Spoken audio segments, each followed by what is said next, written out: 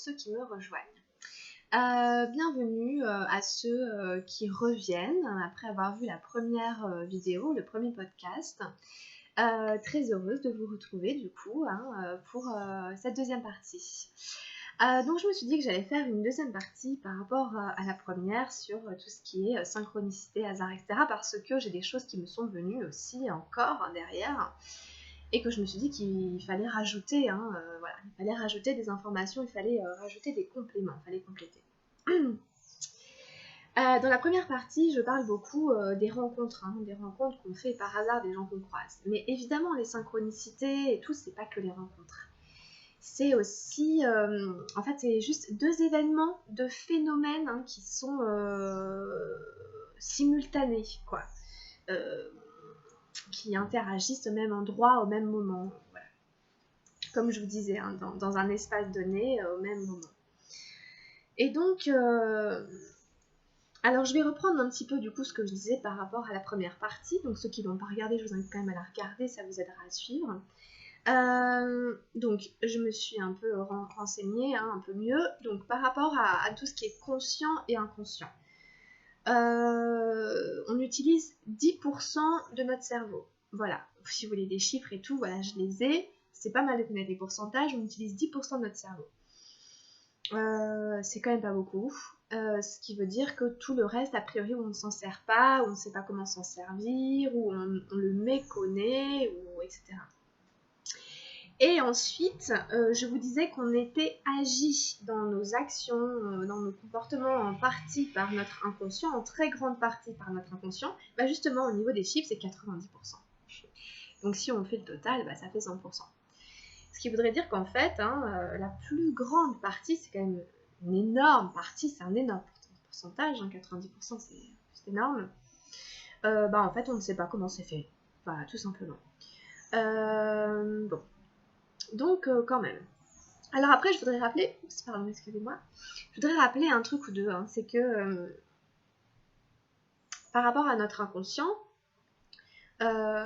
donc c'est beaucoup le corps quand même, enfin le corps agit de manière inconsciente, on n'a pas besoin de penser à respirer, on n'a pas besoin de penser à digérer, ça se fait tout seul en fait. Les rêves aussi, évidemment, c'est notre inconscient, les rêves, etc. On a aussi tout ce qui est de l'ordre des lapsus, des actes manqués, enfin toutes ces petites choses-là, vous voyez, c'est notre inconscient en fait qui nous parle de manière un peu détournée, sans le filtre de la conscience. Et c'est aussi notre système émotionnel. On sait que c'est par exemple le ventre, il y a le ventre, le deuxième cerveau, donc on en revient au corps en fait, voilà. On sait aussi récemment qu'on a des cellules nerveuses dans le cœur et dans le ventre, etc. Donc c'est encore un univers à explorer, des choses vraiment à explorer, qui sont encore à l'heure d'aujourd'hui assez méconnues, ou en tout cas on ne sait pas bien comment les utiliser pour s'en servir, pour que ce soit vraiment utile. Et donc tout ça pour parler aussi, j'en reviens un petit peu du coup, parce que pour moi, d'une manière ou d'une autre, les synchronicités, le hasard, c'est l'inconscient. Du coup, je vais le mettre dans ces phénomènes qu'on n'explique pas, qu'on ne peut pas expliquer, un peu comme l'inconscient, d'accord ? Et donc, du coup, je le mets là-dedans. C'est une manière qu'a, pour moi, l'inconscient collectif ou avec notre inconscient de nous parler. L'inconscient, c'est aussi le refoulé, évidemment. C'est aussi, ça vient aussi de nos blessures d'enfance, etc. C'est l'enfant intérieur refoulé, c'est toutes les blessures qu'on a. Et donc du coup, c'est tous les symptômes qu'on a développés par rapport à ces blessures. Si on a la blessure d'abandon, la blessure de rejet, la blessure d'humiliation, trahison, vous connaissez peut-être un petit peu les 5 blessures et tout ça, du coup, on a des comportements d'évitement de ceci, de cela qui nous agissent de manière inconsciente. On n'a pas conscience que c'est ça qui fait qu'on agit, qu'on réagit comme ça. Voilà, donc en fait, on le subit d'une certaine manière. Et l'idée, c'est de ne plus subir forcément cet inconscient, mais d'en faire un moyen, une force, etc., pour avancer, pour mieux se connaître. Et puis aussi pour développer justement notre potentiel, en fait. Et donc, pour en revenir aux synchronicités, je vous dis, c'est donc deux phénomènes qui sont mis en rapport. Là, on va toucher pour moi des notions de association, tout ce qui est association, donc des choses qui s'associent, encore une fois, c'est deux choses simultanées, et de subjectivité. Donc on y reviendra, je vous expliquerai, on va dérouler le truc. On va parler aussi un petit peu du karma. Donc voilà, grosso modo. Quand je parle d'association, c'est le fait d'associer des choses entre elles, des phénomènes d'association. Par exemple, le soleil est associé à la chaleur, est associé à la lumière, est associé à la couleur jaune, etc. etc. Est associé au signe du lion, est associé au plexus solaire, tout ça c'est des associations. Et en fait, c'est ça qui fait que quand par exemple on entend une musique, et bien du coup, en fonction de notre vécu, si par exemple on a une histoire qui est associée à cette musique, une émotion, un ressenti, ça parle à notre enfance, ça parle à notre vie amoureuse et tout, et bien nous-mêmes en tant qu'individus, donc notre subjectivité, va associer cette musique à ce qu'on a vécu. Ça associe un vécu, une histoire émotionnelle. Et en fait, on fonctionne beaucoup comme ça. Donc par notre subjectivité et par les associations qu'on en fait. Donc ça touche à la fois des grands archétypes, il y a des choses, ça va être un peu les mêmes pour tout le monde, le soleil pour tout le monde est jaune et pour tout le monde c'est de la chaleur. Et puis après il y a des choses beaucoup plus subjectives par rapport à notre histoire personnelle, de telle chanson ne va pas résonner de la même manière chez telle et telle personne en fonction de nos vécus particuliers. D'accord? Donc ça c'est assez important de saisir ces petites choses-là. Et donc pour revenir aux synchronicités, c'est par exemple, comme je vous disais, c'est comme ça que du coup l'univers communique avec nous. Alors, on part du principe que l'univers nous connaît, que cette grande intelligence, que moi j'appelle l'univers, Dieu, etc., nous connaît votre histoire, connaît votre subjectivité, et du coup va interagir en fonction de ces synchronicités. Donc en effet, ça peut être une musique que j'entends à la radio qui me fait penser à quelque chose. Ça peut être un livre que je lis, une phrase, un mot sur lequel je tombe et qui me fait penser à quelque chose. Si je suis préoccupée par un sujet, etc., et comme moi par exemple quand j'ai dû partir au Pérou et tout, et je savais pas trop pourquoi c'était le Pérou qui était venu, il y a plein de synchronicités qui sont venues, et donc c'était notamment par des rencontres, des gens qui m'ont parlé d'un endroit, d'un lieu, etc., puis c'est revenu. Donc ça se fait comme ça, on fonctionne comme ça.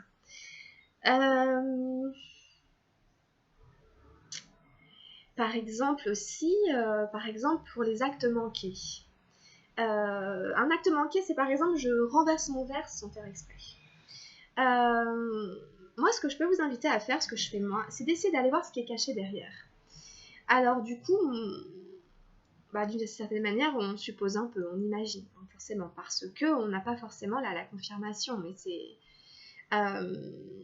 c'est une histoire de déduction aussi, de logique. Il y a une certaine logique là-dedans, en fait. C'est par exemple, vous êtes avec quelqu'un, une copine, une amie ou quoi, je sais pas, je prends des exemples un peu bidons, c'est pas génial. Mais disons que vous pouvez ressentir, par exemple, vous êtes en train de faire quelque chose, vous êtes en train d'avoir une activité quelconque, et puis vous êtes à plusieurs, il y a du monde, etc. Et puis vous pouvez ressentir, sentir, etc., qu'il y a une personne peut-être qui vit mal, entre guillemets, ce que vous êtes en train de faire pour X raisons. Peut-être que vous êtes en train de jouer de la musique et que cette personne, on lui a toujours interdit de faire de la musique, ou alors qu'à ce moment-là, c'est pas bien, etc., par rapport à elle, sa culture, son éducation. Et cette personne, peut-être inconsciemment, elle renverse un verre sur vous, qui fait que vous vous arrêtez. Donc il faut vous arrêter de faire ce que vous êtes en train de faire, vous arrêtez de jouer de la musique. Et donc du coup, ça la soulage, c'est fini. Et en fait, si vous voulez, c'est toujours observer la conséquence de l'acte manqué. Quel est le résultat? Et donc ça demande à observer, à être vraiment dans l'instant présent et à observer ce qui disparaît, d'une certaine manière. D'accord? À observer la situation et de vous mettre un petit peu à la place des autres. Et de voir en fonction de ce que vous êtes en train de faire, voilà, parce qu'il y a les autres qui ne disent pas. Il y a l'inconscient de l'autre, avec toute son histoire. Alors, rappelez que lui, c'est encore 90%. Donc, pareil. Et donc, du coup, Donc du coup, moi je trouve ça assez passionnant parce qu'on arrive à saisir, à voir un certain nombre de choses, et peut-être même des choses dont les autres n'ont même pas conscience eux-mêmes. Pour moi, d'une certaine manière, c'est voir l'inconscient en fait, et comprendre un certain nombre de choses. Et donc je vous invite à faire ça, à observer quand il y a un acte manqué notamment, des choses comme ça, quelle est la situation qui est suspendue, qui est arrêtée, et d'essayer de comprendre, de voir, de savoir, d'imaginer pourquoi. Alors attention avec ça, parce que si vous y allez frontalement avec la personne en disant « t'as fait ça à cause de ça », attention, vous touchez son refoulé, des blessures, et la personne peut vous dire non, pas du tout. Et ça vous met en porte-à-faux. Parce que la personne ne vous a rien demandé. La personne ne vous a pas demandé de lire dans son inconscient, c'est vous qui le faites, pour vous-même, pour mieux comprendre le monde. Donc faites très attention à ça. Moi, en général, je réagis pas forcément, je observe, simplement. Et du coup, je m'adapte. Voilà, je comprends un peu quel est le message et donc je m'adapte. Je modifie mon comportement, j'arrête ce que j'étais en train de faire ou je change d'idée. Si j'avais prévu de faire quelque chose et puis que là, du coup, je m'adapte pour prendre en compte aussi l'autre en fait, et ce qu'il me dit pas forcément. J'espère que vous arrivez à comprendre un peu ce que je dis, à saisir un peu, voilà. Pas évident de donner des exemples de lapsus, d'actes manqués, etc. Bon. Et après, pour moi, c'est un petit peu la même chose avec l'intuition, les prémonitions et toutes ces choses-là. C'est quand, par exemple, on se dit oh là là, si je m'étais écoutée. Vous voyez, quand on a une intuition, une prémonition, quand on se dit alors, c'est aussi le fait d'avoir envie de faire quelque chose. Voilà, on y pense très fort, on a envie de faire quelque chose, etc. Puis on résiste à cette envie, on sait pourquoi, de manière inconsciente, on a très envie de le faire, mais on ne le fait pas. Bon, et puis on se dit, bah, si je l'avais fait, qu'est-ce que j'étais bête, j'aurais dû m'écouter. Bon, plutôt que d'arriver à, ah, si je m'étais écouté, ben, faites la chose. Et en général, après, vous saurez pourquoi vous avez envie de le faire, ou pourquoi l'univers vous a tendu une perche pour aller là-bas, etc. Et puis, il y a une partie qui ne vous appartient pas complètement aussi. Il y a une partie qui appartient à l'autre, à son développement, à sa vie, et puis à l'inconscient collectif. Voilà. Donc il y a aussi l'idée de des fois agir sans raison, sans connaître, sans savoir exactement pourquoi, juste avec ce moteur, quoi, juste avec cette envie. Voilà. Et donc, c'est la phrase qui dit par exemple « le cœur a ses raisons que la raison ignore ». Voilà, c'est un petit peu ça. Je vous rappelle qu'on a des cellules nerveuses aussi dans le cœur et tout, donc voilà, même si je ne peux pas expliquer la chose, voilà, je la fais quand même. Parce que ça parle à mon bien-être, etc., à mon cœur, quoi, à mon âme, etc. Donc je regarde un peu s'il y a autre chose. Après, je peux vous donner d'autres exemples, hein, mais c'est l'insynchronicité aussi avec la nature, en fait, avec les oiseaux, avec le temps qu'il fait, etc. Voilà, c'est tout ça, en fait. Hein. Donc, je peux vous raconter, je peux prendre un autre exemple, un petit peu bête, mais enfin bête, je sais pas, mais bon, par exemple. Moi, j'habitais dans une maison pendant un certain temps, puis j'étais pas forcément très ouverte sur le voisinage, sur l'extérieur, etc. Je les connaissais pas trop, j'étais un petit peu timide et tout ça, et puis un jour, j'ouvre la porte devant chez moi, puis je vois un oiseau par terre, en fait, il bougeait plus. Il était mort, et en fait, il s'était pris la vitre. Et donc, du coup, j'ai fait, ouais, j'ai ouvert la porte. Hein. Déjà, spontanément, j'ai ouvert la porte, hein, et donc j'ai laissé la porte ouverte. Et symboliquement, ouvrir une porte, voilà, c'est laisser l'étranger, etc. arriver. Et ben c'est aussi grâce à ça en fait que j'ai fait connaissance après avec le voisinage et tout ce qui s'en est suivi derrière. Et moi je l'ai pris un peu comme un coup du sort, un coup du destin, voilà, qui me disait ben là il faut ouvrir la porte et c'est plus important ce que tu as à faire là que la vie de cet oiseau. Et donc ça c'est quand même, ça marque en fait, hein, d'une certaine manière, hein, quand on tient à la vie, qu'on sait ce que c'est que la vie et tout, ben on se dit en fait. Enfin, c'est un exemple comme ça, mais comme je vous dis, c'est de voir la conséquence de l'acte et peut-être derrière, qu'est-ce que ça a amené. Et encore une fois, on touche au monde symbolique, symboliquement. Encore une fois, symboliquement, ouvrir une porte. Symboliquement, le monde des rêves. Symboliquement, le soleil, c'est quoi. Vous voyez ? On en revient aussi beaucoup en fait, hein, sans arrêt, hein, genre, tout le temps à cette notion du symbole.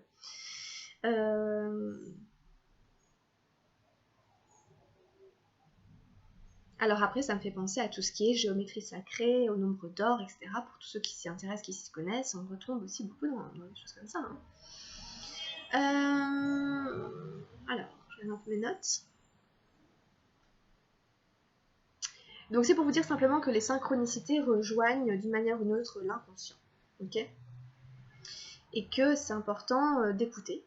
C'est important d'écouter. Hein. Ça peut être par exemple aussi quelqu'un qui va vous dire quelque chose.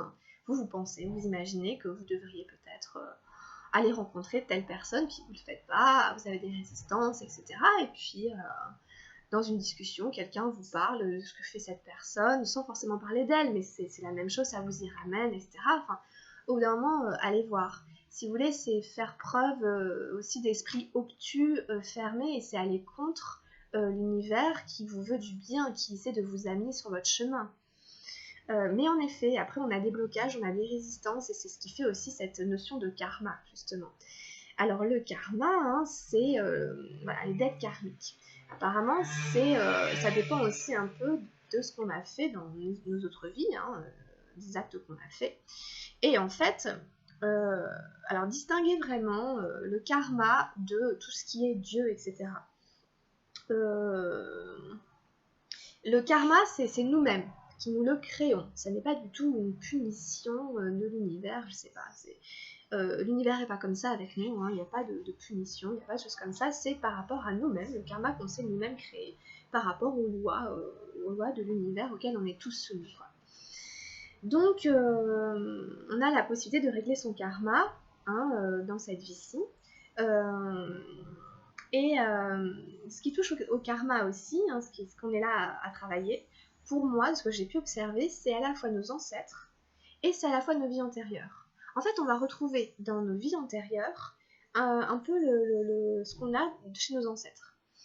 Alors pour ceux qui se sont intéressés à la psychogénéalogie, etc., il y a des livres très intéressants qui parlent de psychogénéalogie, qui nous apprennent que les ancêtres que l'on a peuvent faire porter à leur descendance justement des choses que eux-mêmes n'ont pas réglées avec la vie. Et que c'est une loi, puisque si eux n'étaient pas là, nous ne serions pas là non plus. Donc voilà, c'est comme ça que c'est fait. Et donc, par exemple, si on a eu une vie antérieure, je vais dire n'importe quoi, je prends un exemple un petit peu fort, si on a eu une vie antérieure où on était un esclave, on était mis en esclavage dans une vie antérieure, on n'a pas eu sa liberté, etc. On a eu une vie comme ça, hein, dure, enchaînée, etc. et tout.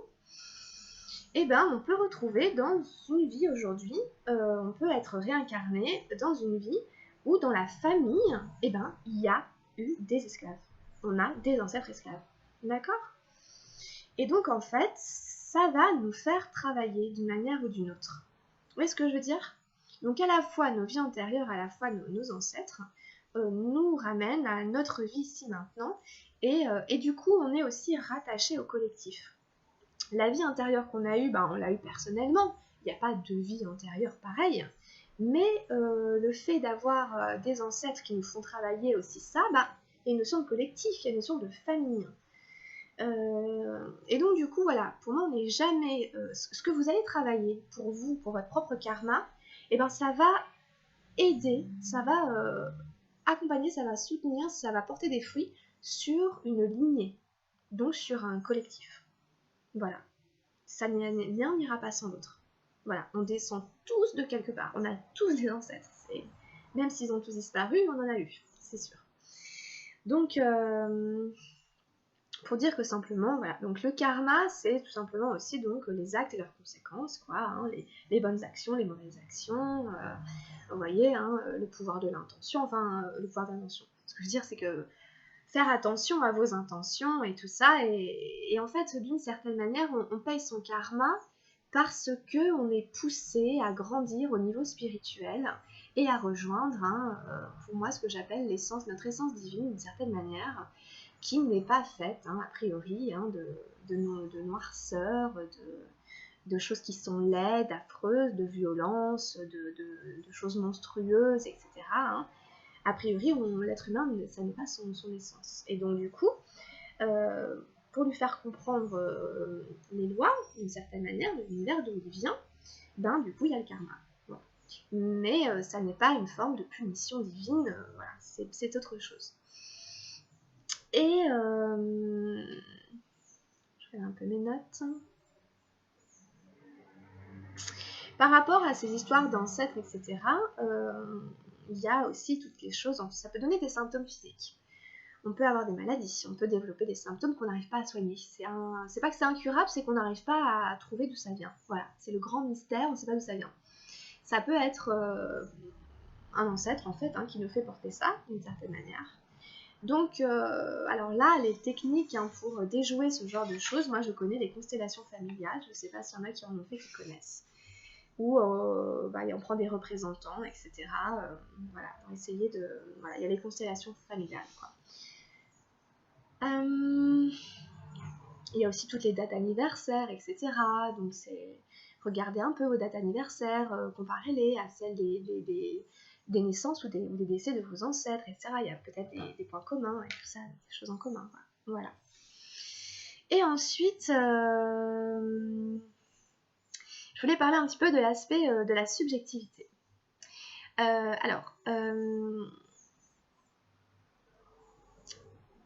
J'ai fait des vidéos sur la plante hein, de l'ayahuasca, etc. Je vous invite à aller jeter un œil et tout parce que moi ça m'a appris pas mal de choses aussi en fait, et donc du coup je fais des liens hein, entre chaque vidéo que je fais et tout, c'est normal.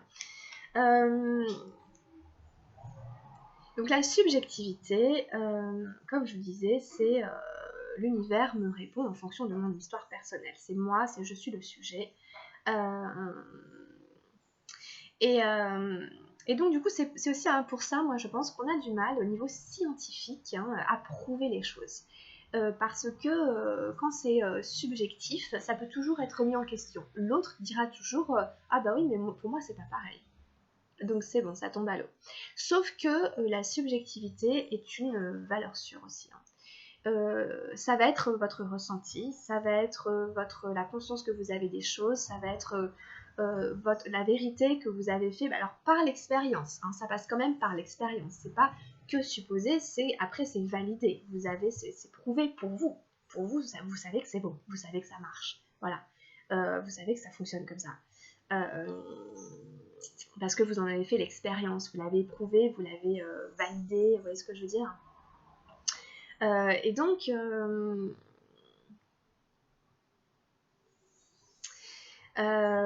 c'est quelque chose qu'on retrouve, j'ai l'impression que je crois que j'ai retrouvé ça un peu là-bas aussi dans la médecine amazonienne, etc. Qu'il y a cette notion de passer par sa propre subjectivité, par son propre ressenti. D'où l'importance évidemment de revenir à soi et de développer son discernement, de développer son écoute, son intuition, vous voyez, plutôt que de croire ce que tout le monde raconte, etc., d'aller en faire soi-même l'expérience. Et il faut relier en fait cette notion aussi de subjectivité avec la notion des synchronicités, de l'univers, etc. Donc comme je vous disais, l'univers il vous connaît, il sait comment vous fonctionnez, il connaît votre histoire. Et a priori, voilà, telle chose, il va vous l'apporter en espérant peut-être hein, que vous réagissiez comme ça, plutôt que comme ça, pour votre bien. Et donc, il y a cette notion hein, du langage des oiseaux. Hein. L'univers, voilà, c'est le langage des oiseaux. Ça communique par association. C'est le cerveau droit, vous savez. Par exemple... tel mot ou telle phrase me fait penser à une musique, à un son. Enfin, vous voyez, c'est l'esprit un peu de créativité. Pareil avec les couleurs, je vois telle couleur, ça me fait penser à telle musique. Vous voyez, c'est ce côté-là dont l'énergie d'univers, pour ne pas dire Dieu, etc., ou les dieux, etc., enfin bref, communique quoi, avec nous. Donc évidemment, ça sert à rien d'essayer de passer par le raisonnement, par le mental et tout, même si on en a besoin évidemment pour tirer une logique, pour après trouver une cohérence. Il y a une cohérence à trouver, une logique à trouver, évidemment, on est cohérent, hein, c'est pas juste... Mais il y a vraiment cette notion de développer tout ce cerveau droit et de procéder par association pour comprendre un peu le langage des oiseaux. C'est un univers symbolique. Voilà essentiellement ce que je voulais dire. Après, dernier petit point aussi à souligner, c'est qu'on a notre libre arbitre.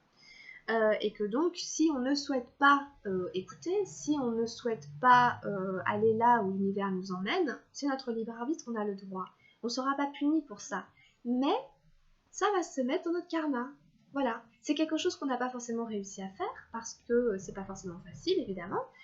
Ça nous demande de faire des efforts, ça nous demande de travailler sur nos résistances, sur nos peurs, sur nos blessures, sur nos blocages, ce qu'on est plus ou moins capable de faire à l'heure d'aujourd'hui en fonction d'où on en est.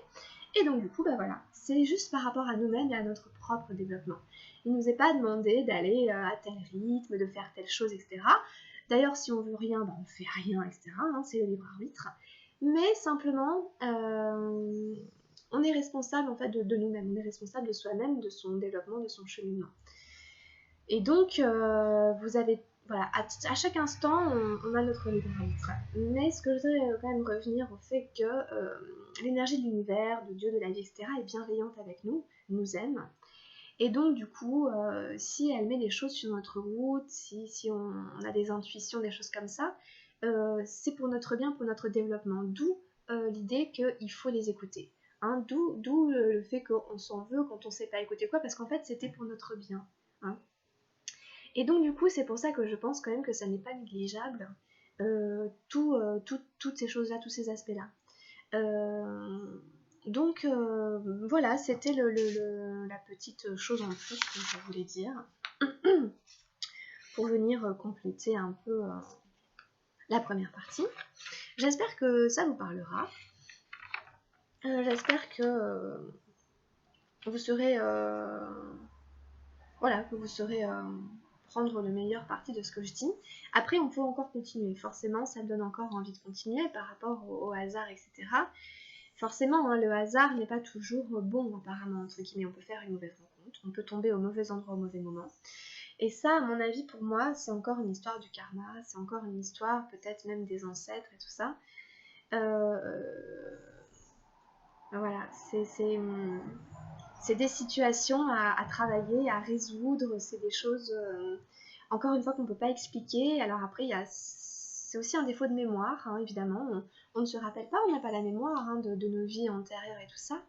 Et donc, ce serait, voilà, c'est aussi ça, du coup, hein, comme on ne se rappelle pas. Donc voilà, mais rappelez-vous qu'il y a toujours des choses à travailler et que quelque part c'est toujours pour notre bien, c'est toujours pour qu'on avance dans notre évolution quoi. Donc voilà, je pense que je vais peut-être arrêter là pour aujourd'hui, quitte à en refaire une, en refaire d'autres parce que bon, il y a encore des choses, des opinions, j'ai envie de dire que moi j'ai et que j'ai envie de partager avec vous, mais on y va un petit peu à la fois. Hein. Voilà, j'espère que ça vous aura plu. Hein. Je vous laisse là. Portez-vous bien. Bye bye, à la prochaine.